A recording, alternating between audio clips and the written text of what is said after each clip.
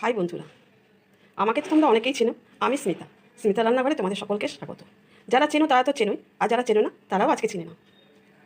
আজকে আমার রান্নাঘরে আমি বানাবো সোয়াবিনের রকমারি। তো চলো দেখি আমরা কীভাবে সোয়াবিনের রকমারিটা তৈরি হয়।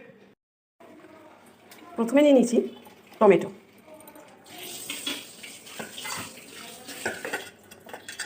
এরপরে দিয়ে দিলাম কুচানো পেঁয়াজ,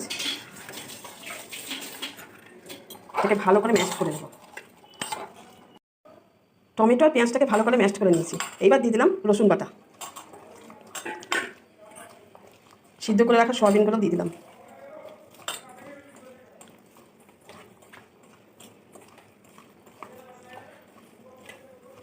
সোয়াবিনগুলোকে কিন্তু আমি জল ঝরিয়ে রেখে দিয়েছি।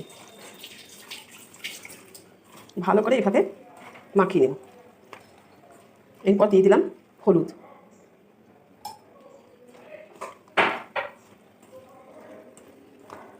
দিয়ে দিলাম ধনে গুঁড়ো। আমি সোয়াবিনটা ছোটো নিয়েছি, তোমরা সাইজে বড় নিতেও পারো। দিয়ে দিলাম জিরে গুঁড়ো,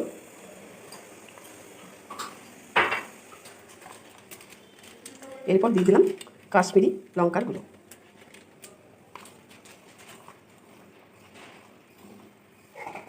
কি তৈরি হচ্ছে বন্ধুরা! দিয়ে দিলাম পরিমাণ মতো লবণ,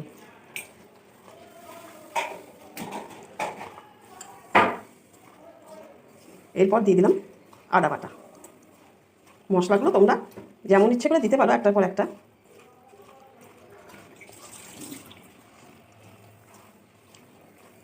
আর দিয়ে দিলাম টক দই। এবার এটাকে ভালো করে মেখে আমি কিছুক্ষণ রেখে দেব।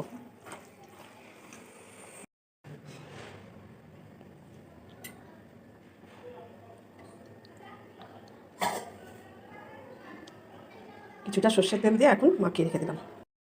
দিয়ে দিলাম একটা কাঁচা লঙ্কা,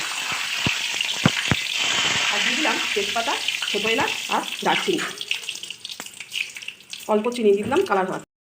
ম্যারিনেট করা সয়াবিনটা দিয়ে দিলাম।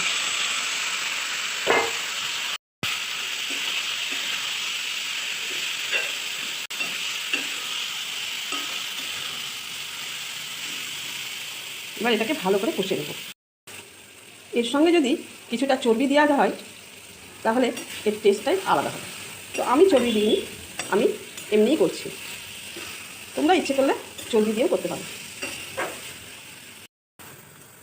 কষাতে কষাতেই দিয়ে দিলাম অল্প গরম মশলা। গরম মশলাটা দিয়ে আবার আরেকটুখানি আমি কষে নেব।